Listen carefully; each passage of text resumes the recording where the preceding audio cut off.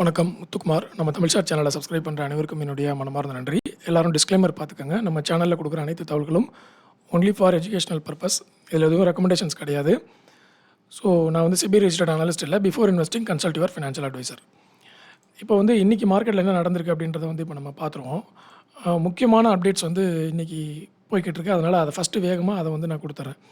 இப்போ பிஸ்னஸ் அப்டேட்டை பொறுத்தளவில் ஃபோனிக்ஸ் மில்ஸோடைய பிஸ்னஸ் அப்டேட் கொடுத்துருந்தாங்க. அதில் வந்து ரீட்டெய்லர் சேல்ஸ் வந்து அப்பா இருக்குது 13% அப்படின்றத கொடுத்துருந்தாங்க. அதே மாதிரி சிக்னேச்சர் குளோபல் பார்த்திங்கன்னா ப்ரீ சேல்ஸ் வந்து டவுன் ஆயிருக்குன்னு சொல்லி கொடுத்துருந்தாங்க. அதானி எனர்ஜி சொல்யூஷன்ஸ் வந்து டிரான்ஸ்மிஷன் பிஸ்னஸ் ஆடட் 190 CKM இன் Q2 அப்படின்றத கொடுத்துருக்காங்க. டிஸ்ட்ரிபியூஷன் லாஸ் வந்து இம்ப்ரூவ்டு அப்படின்னு சொல்லி கொடுத்துருக்காங்க. அடுத்தது வந்து நம்ம கவனிக்க வேண்டிய முக்கியமான விஷயம், நிறைய நியூஸ் வந்திருக்கு. நியூஸ் எல்லாத்தையும் நான் டெலிகிராமில் இப்போ போஸ்ட் பண்ணிடுறேன், நீங்கள் அங்கே வந்து பார்த்துக்கலாம். ஸோ இது இல்லாமல் இன்றைக்கான கீ ஈவெண்ட் பார்த்திங்கன்னா நமக்கு monthly consumer price inflation data இன்றைக்கி வந்து நமக்கு கிடைக்கும். அதுக்கப்புறம் முக்கியமான விஷயம், இந்த வோடஃபோன் ஐடியா ஏஜிஆர் கேஸ் வந்து இன்றைக்கி ஹியர் பண்ணுறாங்க. அது இல்லாமல் ரிசல்ட்டில் வந்து ஆனந்த் ரெதி வெல்த் ரிசல்ட் வருது. HCL டெக்னாலஜிஸ், ஜஸ்ட் டயல், இந்த 3 கம்பெனி ஜஸ்ட் டயலும் HCL டெக்னாலஜிஸும் மார்க்கெட்டே வந்து சேஞ்ச் பண்ணக்கூடிய அளவில் வந்து அதுக்கு வெயிட்டேஜ் இருக்குது. இது ரெண்டுத்தையும் முக்கியமாக இன்றைக்கி ரிசல்ட்டை நோட் பண்ணிக்கணும். அடுத்து ஏர்னிங்ஸை பொறுத்தளவில் அவென்யூ சூப்பர் மார்ட் ஆல்ரெடி ரிசல்ட் கொடுத்துருந்தாங்க. அது வந்து ரெவின்யூ 15% வந்து அப்பா இருந்தது. அடுத்தது பார்த்திங்கன்னா வாரி ரினியூவபிள் டெக்னாலஜிஸ் வந்து ரெவின்யூ 47% வரைக்கும் இன்க்ரீஸ் ஆகிருக்கு. ரொம்ப ஹைலைட்டடான ரிசல்ட்டு. ஏன்னா நெட் ப்ராஃபிட் பார்த்திங்கன்னா 53லேருந்து 116 கோடியாக வந்து இன்க்ரீஸ் ஆகிருக்கு. டபுளுக்கு மேலே வந்து இன்க்ரீஸ் ஆகிருக்கு. அடுத்தது பிஸ்னஸ் அப்டேட் நம்ம பார்த்துட்டோம். இது இல்லாமல் நமக்கு வந்து IPO ஆஃபரிங்கில் வந்து ரூபிகான் ரிசர்ச் வருது, கனரா ரிபோகோ அசட் மேனேஜ்மெண்ட் வருது, கனரா HSBC லைஃப் இன்சூரன்ஸ், இதெல்லாமே இன்றைக்கி IPO ஆஃபரில் வருது. லிஸ்டிங்கில் வந்து டாடா கேபிட்டல் இன்றைக்கி லிஸ்ட்டு என்ன கண்டிஷனில் இருக்குன்றதை பார்த்துருவோம். ஸோ டாடா கேபிட்டலோட ப்ரைஸ் பேண்டே பார்த்திங்கன்னா 326 தான் அதனுடைய ப்ரைஸு. ஆனால் நமக்கு வந்து 330 தான் இருக்குது. ஸோ இறங்கலை, அவ்வளோதானே தவிர பெரிய லெவலில் வந்து லாபமும் கொடுக்கல டாடா கேபிட்டல் IPO. அது இல்லாமல் நமக்கு வந்து இன்றைக்கி bonus issue universe to India, இது வந்து 2:1 ரேஷியோ போனஸ். அடுத்தது ஸ்பாந்தனா ஸ்பூர்த்தி வந்து ஃபண்ட் ரைசிங் பண்ணுறாங்க. ஸோ கவனமாக கவனிக்கணும். இந்த ஸ்பாந்தனா ஸ்பூர்த்தி ஃபினான்ஷியல்ஸ், அதுக்கப்புறம் வந்து ஃபண்ட் ரைசிங்கில் அடுத்தது நம்மளுடைய சம்மான் கேபிட்டல், இதெல்லாம் வந்து ஃபண்ட் ரைசிங்கில் இன்வால்வ் ஆகுறாங்கன்னா அதெல்லாம் வந்து பாசிட்டிவ் நியூஸாக மாறுறதுக்கு அதிகப்படி பாசிட்டிவ் நியூஸ் தான் அதெல்லாமே. அதுக்கப்புறம் வந்து பாரதி ஹெக்ஸாகாம் வந்து 20% லாக்இன்குள்ளே வந்திருக்காங்க, எக்ஸிட் ஆகிருக்கு. அதுக்கப்புறம் வந்து ப்ரைஸ் பேண்டில் பாருங்கள், ட்ரீம் ஃபோக்ஸ் வந்து 5 to 20% இன்க்ரீஸ் பண்ணியிருக்காங்க. ஸோ இது நோட் பண்ணணுங்க. 5லேருந்து 20% வரைக்கும் சர்க்யூட் லிமிட் இன்க்ரீஸ் பண்ணியிருக்காங்க. அடுத்தது கூல் கேப்ஸுக்கு வந்து 10லேருந்து 5 குறைச்சிருக்கிறாங்க. KIOCLக்கும் வந்து குறைச்சிருக்காங்க. F&O பேண்டில் தொடர்ந்து RBL பேங்க், சம்மான் கேபிட்டல், இது ரெண்டுமே F&O பேண்டில் வந்திருக்கு. F&O பேண்ட்னா என்ன ஸ்ட்ராட்டஜின்றது வந்து உங்களுக்கே தெரியும். ஓகே, ஆல்ரெடி நான் நிறைய வீடியோவில் சொல்லியிருக்கேன். F&O பேண்டில் இருக்கிற ஸ்டாக்ஸ் வந்து வாலட்டிலிட்டி அதிகமாக குடிக்கிறதுக்கான வாய்ப்புகள் அதிகமாக உண்டு அப்படின்றத பார்த்துருக்கோம். அது இல்லாமல் இன்றைக்கி மார்க்கெட்டில் நிஃப்டி 107 புள்ளிகள் இப்போ வரைக்கும் வந்து டவுன் ஆகிருக்கு. 5 மினிட்ஸ் சார்ட் இது இப்போ நீங்கள் பார்த்துட்ருக்கிறது நிஃப்டியோட 5 மினிட்ஸ் சார்ட்டு. ஸோ காலையில் கேப் டவுன் ஆகி ஓப்பன் ஆகிட்டு அந்த லெவலில் தான் மெயின்டைன் பண்ணிட்டு வருது. இன்னும் வந்து ஒரு பெரிய பிரேக் அவுட் வந்து கொடுக்கல. 100 பாயிண்ட்ஸ்குள்ளே சுற்றிக்கிட்டே தான் இருக்குது நிஃப்டி. அதே 30 மினிட்ஸ்க்கு பார்த்தீங்கன்னா நிஃப்டியோடைய பிவோட் பாயிண்ட் வந்து பாசிட்டிவ் பிவோட் பாயிண்ட்டை தான் வந்து நமக்கு ஜென்ரேட் பண்ணி கொடுத்துருக்குறாங்க. ஓகே, அதில் வந்து இந்த பிவோட் பாயிண்ட்டை வந்து மெயின்டைன் பண்ணிட்டு சென்ட்ரல் பிவோட் பாயிண்ட்டை வந்து மெயின்டைன் பண்ணுது பாருங்கள். ஸோ அப்போது ரெசிஸ்டன்ஸ் எங்கே இருக்குது? 25,450. ஓகே, 300 புள்ளிகள் வந்து சடனாக ஏறதுக்கு வாய்ப்பு இருக்கிற மாதிரி வந்து ரெசிஸ்டன்ஸ் காமிச்சிருக்காங்க. இதான் நோட் பண்ணிக்கணும். அடுத்தது பேங்க் நிஃப்டியை பொறுத்தளவில் 18 புள்ளிகள் மட்டும் நெகட்டிவில் இருக்குது. சில்வர் பீஸ் இன்றைக்கும் வந்து 4.4% வந்து ஏற்றம் கொடுத்துருக்கு. கோல்டு பீஸ் இன்றைக்கும் 2% ஏற்றம் கொடுத்துருக்கு. மிகப்பெரிய அளவிலான ஏற்றத்தை நோக்கி சில்வரும் கோல்டு நகர்ந்துக்கிட்டே போய்கிட்டே இருக்குது. இந்த வாரத்துலேருந்து இறங்க ஆரம்பிச்சிரும்னு யாரெல்லாம் நம்பி ஏமாறுறாங்களோ அவங்க தொடர்ந்து ஏமாந்துக்கிட்டே தான் வர வேண்டியதாக இருக்குது. வேறு வழிகள் இப்படி ஏறும்னு யாருமே வந்து எதிர்பார்க்கல. மேஜர் ரீசன் என்னென்னா, ஃபெட்ரல் ரேட் வந்து இன்னும் 2 குவார்ட்டர்லிக்கு வந்து குறைச்சிக்கிட்டே தான் இருப்பாங்க அப்படின்ற இன்ஃபர்மேஷன் வந்து வெளிவந்துச்சு. அதாவது அந்த மாதிரி சில அனலிஸ்ட் வந்து அனௌன்ஸ்மெண்ட்டு கொடுத்துருந்தாங்க. US ஃபெட் ரேட் வந்து இப்போ முதல் தடவையாக ரெடியூஸ் பண்ணாங்கல்ல, அந்த மாதிரி அடுத்த குவார்ட்டரும் ரெடியூஸ் பண்ணுவாங்க, அதுக்கு அடுத்த குவார்ட்டரும் ரெடியூஸ் பண்ணுவாங்க அப்படின்னு சொல்லி ஒரு ப்ரெடிக்ஷனை ரிலீஸ் பண்ணாங்க. அந்த ப்ரெடிக்ஷன் ரிலீஸ் பண்ணதுக்கப்புறமே இன்னும் 3 குவார்ட்டருக்கு, அதாவது ஒரு குவார்ட்டர் ஆல்ரெடி முடிஞ்சு போச்சு. ஃபெட் ரேட்டோடைய அனௌன்ஸ்மெண்ட் இன்னும் 2 குவார்ட்டர் அனௌன்ஸ்மெண்ட் வரணும். அதனால் வந்து இந்த தங்கமும் வெள்ளியும் டாலரில் இருக்கக்கூடிய பணங்கள் எல்லாமே வந்து தங்கமாகவும் வெள்ளியாகவும் மாற்றப்படுறதுனால பெரிய அளவில் ஏற்றம் கொடுத்துட்டு வருது அப்படிங்கிறது ஒரு முக்கிய காரணமாக இருக்குது.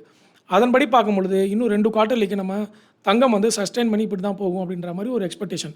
இரண்டாவது விஷயம், இப்போ இந்த 22ஆம் தேதி அக்டோபர் 22ஆம் தேதி ஃபெடரல் மீட்டிங் இருக்குது. அந்த அனௌன்ஸ்மெண்ட் முடிஞ்சதுக்கப்புறமே நமக்கு வந்து கோல்டு ஒரு கரெக்ஷன் வரும் அப்படின்னு ஒரு எதிர்பார்ப்பை வந்து ப்ரெடிக்ஷனும் கொடுத்துருக்குறாங்க. ஓகேவா? ஏன்னா இப்போ வேகமாக ஏறிடுச்சு இல்லை, அப்போ அந்த ப்ரெடிக்ஷன் 22ஆம் தேதி வரப்போகுதுன்றதை நம்பி தான் இப்போ ஏற்றிட்டாங்க. அது நடக்கும் பொழுது என்ன ஆகும்னா ப்ராஃபிட் புக் பண்ண ஆரம்பிச்சிருவாங்க. அப்போ 22ஆம் தேதிக்கு அப்புறம் ஒரு கரெக்ஷன் வரும் அப்படின்னு ஒரு டேட்டா சொல்லுது. நீங்கள் வந்து துல்லியமாக டேட்டு பார்க்கணுன்னா நீங்கள் கூகுளில் போய் சர்ச் பண்ணி பார்த்துக்கோங்க. Fed rate current announcement. ரெண்டாவது யூஎஸ் ஷட் டவுன் வந்திருக்கிறனால அதுவும் வந்து ஒரு பெரிய மேஜர் ரீசனாக வந்து கோல்டில் பணத்தை போடுறதுக்கு காரணமாக இருக்குது. அதனால் கோல்டு வந்து வேகமாக ஏறிட்டே வருது. ஸோ நிறைய பேர் வந்து நம்ம இந்தியாவில் கோல்டை வாங்குறாங்க, அதனால தான் ஒரு ரீசன் அப்படின்னு சொல்லி போட்டிருந்தாங்க. இது வந்து குளோபல் மார்க்கெட்டுன்றனால நமக்கு அவ்வளோ பெரிய சேஞ்சஸ் வராது. அது ஒரு காரணமாக வேணா இருக்குது, அதுவும் கொஞ்சம் புஷ் பண்ணுறதுக்கு ஒரு ரீசனாக இருக்குது. ஃபெஸ்டிவல் சீசன் நம்ம நிறைய தங்கம் நகைகள் வாங்குகிறோம். அதுக்கப்புறம் வந்து யூஎஸ் டாலருக்கு பதிலாக எல்லோரும் தங்கத்தில் உலகளாவிய அளவில் முதலீடு பண்ணுறாங்க. அது மட்டும் இல்லாமல் இந்திய ரூபாயின் மதிப்பு வீழ்ச்சி அடைஞ்சிக்கிட்டே வருது. இது எல்லாமே தங்கத்தினோட விலையை வந்து வேகமாக ஏற்றிக்கிட்டே போகுது. இதில் மேஜர் ரீசனாக நம்ம பார்க்குறது ஃபெட் ரேட்டு தான். யூஎஸ் ஃபெட் ரேட்டு தான் வந்து மெயின் ரீசனாக இருக்குது. அதனால் அதில் எல்லோரும் கவனத்தை வச்சு நியூஸை பார்த்துக்கிட்டே இருங்க. ஓகேவா? ஏன்னா இன்னும் ரெண்டு குவார்ட்டர்லி ரிசல்ட்டுக்கு யூஎஸ் ஃபெட் ரேட் இப்படி தான் இருக்குன்னு ப்ரெடிக்ஷன் இருக்குது. அட்லீஸ்ட் ஒரு குவார்ட்டர்லி ரிசல்ட்டாவது இருக்கும். அப்போ தங்கம் விலை வந்து என்ன ஆகுற மாதிரி எதிர்பார்ப்பு இருக்குன்னா, இப்படியே சஸ்டெயின் பண்ணி இன்னும் 10% 7% போகுமோ அப்படின்னு ஒரு எதிர்பார்ப்பு வருது. அதனால் இறங்கட்டும் வாங்கிக்கலாம் அப்படின்னு நினைக்கிறவங்க கொஞ்சம் 2வது தடவை அனலைசிஸ் பண்ணிக்கோங்க. ஓகேவா? இறங்குறத கூட ஒரு புரோக்கர் கம்பெனி வந்து ப்ரெடிக்ஷன் போட்டிருந்தாங்க. 30% ஏறி இருக்குன்னா ஒரு 10% தான் இறங்குறதுக்கு வாய்ப்பு இருக்கும் அப்படின்ற மாதிரி ப்ரெடிக்ஷன் போட்டிருந்தாங்க. ஸோ அதனால் ஆப்பர்ச்சுனிட்டி மிஸ் பண்ணி லேட் என்ட்ரி கொடுக்காம என்ன பண்ணணுன்றதை பார்க்கணும். இதுவே லேட் என்ட்ரி தான், இதுக்கப்புறமே லேட் என்ட்ரி தான். அதனால் நீங்கள் வந்து பல்க் அமௌண்ட்டும் இன்வெஸ்ட்மெண்ட் பண்ணாமல் அந்த லேட் என்ட்ரிலேருந்து தப்பிக்கணும். ஓகே, இனிமேல் வரக்கூடிய ப்ராஃபிட்டையும் எடுக்கணுன்றப்போ இங்கேருந்து எஸ்ஐபியை தொடங்குறவங்க வந்து தொடங்கலாம். இப்போ 1 லட்சம் வச்சுருக்காங்கன்னா 20,000 இப்போ கோல்டு, திருப்பியும் ஒரு வாரம் கழிச்சு ஒரு 20,000 கோல்டு, அப்படி எஸ்ஐபியாக அதை வந்து பார்க்க முடியுமா அப்படின்றத செக் பண்ணி பாருங்கள். இதில் இன்றைக்கி டாப் கெய்னர் ஸ்டாக் லிஸ்ட் அப்படின்னு பார்த்தீங்கன்னா ட்ரீம் ஃபோக்ஸ் வந்து 14% ஏற்றம் கொடுத்துருக்கு. இப்போ பாருங்கள், இன்றைக்கே ட்ரீம் ஃபோக்ஸ் வந்து அதனுடைய ரிசல்ட்டை பதிவு பண்ணியிருக்கு பாருங்கள். அந்த 20% சர்க்யூட் லிமிட்டில் ட்ரீம் ஃபோக்ஸ் வந்துருந்துச்சா, இன்றைக்கே 14% ஏறி இருக்கு பாருங்கள். இது ஒரு ஸ்ட்ராட்டஜி. எல்லா ஸ்டாக்கும் இப்படி ஏறணும்னு அவசியம் கிடையாது. அதுக்கான சரியான இன்ஃபர்மேஷன் உள்ளே இருக்கும் பொழுது சர்க்யூட் லிமிட்டை பர்ஃபெக்டாக அந்த கம்பெனி பயன்படுத்திக்கும். பாசிட்டிவ் இன்ஃபர்மேஷன் இருந்தால் சர்க்யூட் லிமிட்டை பாசிட்டிவ் சைடு பயன்படுத்திக்கும். நெகட்டிவ் இன்ஃபர்மேஷன் இருந்தால் சர்க்யூட் லிமிட்டை நெகட்டிவ் சைடில் பயன்படுத்திக்கும் அந்த ஸ்டாக்கு. ஸோ ட்ரீம் ஃபோக்ஸ் வந்து பாசிட்டிவ் இன்ஃபர்மேஷன் இருந்திருக்கு, 20% சர்க்யூட் லிமிட்டை சூப்பராக யூஸ் பண்ணி இன்றைக்கி 14% வந்திருக்கு. இண்டாக்கோ 8% டாப் கெய்னரில் உள்ளே வந்துட்டாங்க. ஜூபிலண்ட் இங்கிரிவா 6% டாப் கெய்னரில் உள்ளே வந்திருக்கு. மேப்மை இந்தியா 6% டாப் கெய்னரில் உள்ளே வந்துருச்சு. கேஃபின்டெக்கு 4% டாப் கெய்னரில் உள்ளே வந்துருச்சு. மோத்திலால் ஓஸ்வால், அப்புறம் வந்து Muthoot finance mutual fund, SCI, 40 ஃபீட்ஸ் இதெல்லாமே வந்து ஏற்றம் கொடுத்துருக்காங்க. டாப் லூசர்ஸில் பார்த்தீங்கன்னா பிஎல்எஸ் 10% டவுன் ஆகிருக்கு. Minda corporation, R power, JP associates, gains இதெல்லாம் போன வாரம் அதிகமாக ஏறின கம்பெனிகள் இன்றைக்கி வந்து அப்படியே கொஞ்சம் ப்ராஃபிட் புக்கிங்கை காட்டுறாங்க. ரெடிங்டன்னு, rate gain, south Indian bank இதெல்லாம் நீங்கள் நோட் பண்ணி வச்சுக்கணும். இதுக்கப்புறம் திருப்பியும் ஒரு ஏற்றம் கொடுக்குறாங்க இந்த ஸ்டாக் அப்படின்னா அங்கே வந்து நம்ம ஒரு ரிவர்சல் ஸ்விங்கை வந்து பதிவு பண்ணுறதுக்கு வாய்ப்பு இருக்குது, கவனித்து பார்க்கணும். செக்டார் டேட்டா அப்படின்னு பார்க்கும்பொழுது இண்டைசஸ் அண்ட் செக்டாரில் ஆல்ஃபா 30 ஸ்டாக்ஸ் ஏறி இருக்குது. ப்ரைவேட் பேங்க் கொஞ்சமாக ஏறி இருக்குது, மற்றபடி எதுவுமே இன்றைக்கி ஏறலை, எல்லாமே மறுநடி அடிச்சிட்டாங்க. ஐடி செக்டார் 1.45%, பப்ளிக் செக்டாரும் வந்து 9%, அதாவது சென்ட்ரல் கவர்மெண்ட்டோட இதுவும் வந்து டவுன் ஆகிருக்கு. சிபிஎஸ்சியும் டவுன் ஆகிருக்கு. எனர்ஜி எல்லாமே டவுனுங்க. பிஎஸ்யூ பேங்க் மட்டும் கொஞ்சம் அப்படியே பரவாயில்லாமல் அப்படியே தத்தளிச்சு நிற்கிது, அவ்வளோதானே தவிர எல்லாமே இன்றைக்கி டவுன் தான். ஏன்னா ஆல்ரெடி நம்ம பார்த்தோம் யூஎஸ் மார்க்கெட் அடிய, அதனால தான் டெலிகிராமில் போஸ்ட் பண்ணியிருந்தேன். யூஎஸ் மார்க்கெட் 200 புள்ளி இறங்கியிருக்கு, இன்றைக்கி கண்டிப்பாக வந்து நமக்கு மார்க்கெட்டில் இறக்க தான் போகிறாங்கன்னு ஓரளவுக்கு ப்ரெடிக்ஷன் வந்துருச்சு. அதனால தான் டெலிகிராமில் போட்டிருந்தேன். நீங்கள் டெலிகிராம் டேட்டா போய் பார்த்தீங்கன்னா தெரியும். இது பாருங்கள், இது டெலிகிராமு ஆர்டர் எடுத்த கம்பெனிகள் போட்டிருந்தேன், அதை பாருங்கள். கிறிசில் வந்து ஸ்பைஸ் ஜெட்டோட ரேட்டிங் அசைன் பண்ணியிருக்காங்க. அதுக்கப்புறம் வந்து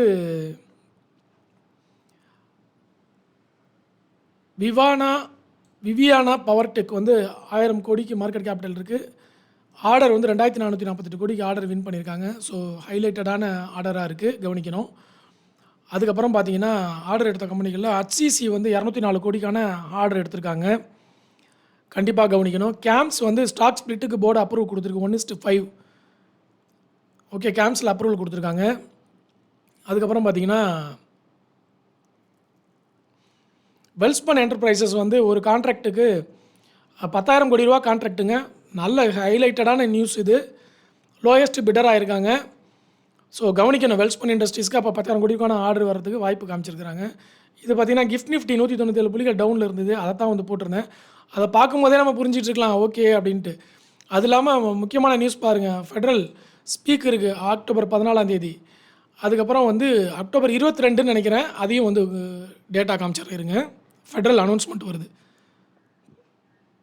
ஸோ அதை வந்து அடுத்த வீடியோவில் காமிக்கிறேன். அது இல்லாமல் ரிசல்ட் வந்துக்கிட்டே இருக்குங்க இந்த தடவை.